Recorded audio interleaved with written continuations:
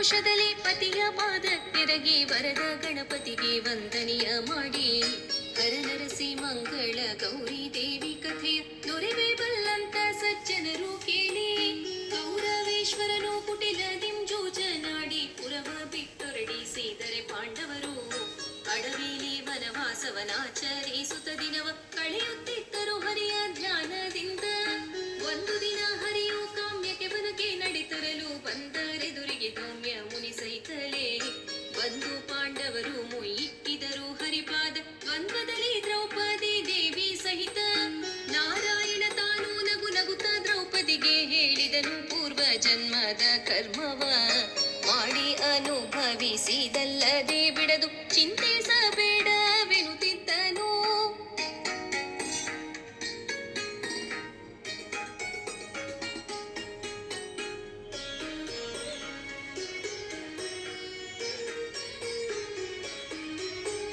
ಧರೆಯೊಳಗೆ ಉತ್ತಮ ವ್ರತವು ಯಾವುದು ಎಂದು ನರಹರಿಯು ತನ್ನೊಳಗೆ ತಾನೇ ತಿಳಿದು ಹರನರಸಿ ಮಂಗಳ ಗೌರಿ ದೇವಿಯ ವ್ರತವಾಚರಿಸಿ ನಿಮ್ಮ ರಾಜ್ಯ ಸಾಧ್ಯಬಹುದು.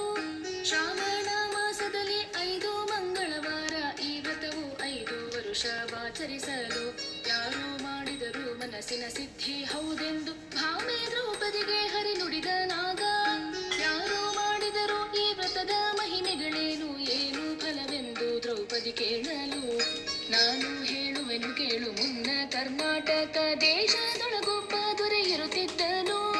ರನ್ನೇ ಕೇಳು ಶ್ರೀಪಾದನೆಂಬೋ ನಾಮದಲ್ಲಿ ಸುವರ್ಣವತಿ ಎಂಬ ಪಟ್ಟಣದಲ್ಲಿ ತನ್ನ ವಲ್ಲಭೆ ಗನಕ ಮಂಜುಳ ಸಹಿತಲೇ ಚೆನ್ನಾಗಿ ಧರೆಯ ಪಾಲಿಸುತ್ತಿದ್ದನು.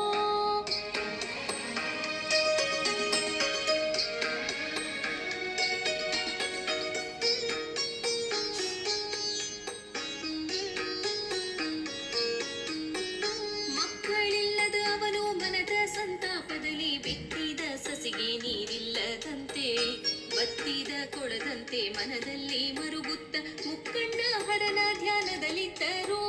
ಪರಮ ಹರಿಭಕ್ತರು ತನಯರಿಲ್ಲದೆಯವರು ದೃಢನ ಪೂಜಿಸುತ್ತಿರಲು ಅನುಗಾಲವು ಹರ ತನ್ನ ಭಕ್ತರ ಮನದ ಚಿಂತೆಯ ತಿಳಿದು ತಿರುಕಾನಂದದಲ್ಲಿ ಭಿಕ್ಷೆಗೆ ಬಂದನು. ಬಂದವನ ಕಾಣುತ್ತ ಕನಕ ಮಂಜುಳ ಮುತ್ತ ತಂದು ಮೊರದೊಳಗೆ ಭಿಕ್ಷವ ನೀಡಲು ಮುಂದೆ ನಿಂದಾಕಿಗೆ ಹರ ತಾನು ಮುಟ್ಟದೆ ತಂದು ಈಶಾನ್ಯ ಮೂಲೆಗೆ ಚೆಲ್ಲಿದ್ದ. ಯಾವಾಗ ಬಂದರೂ ನೀಡುವಳು ಭಿಕ್ಷವನು ಮಾರಹರ ಮುಟ್ಟದಲ್ಲಿಯೇ ಚೆಲ್ಲುವ. ಏನು ಕಾರಣವೆಂದು ರಾಯ ಬಂದರೆ ಅವಳ ಭಾವವನು ಹೇಳಿದಳು ಚಿಂತೆ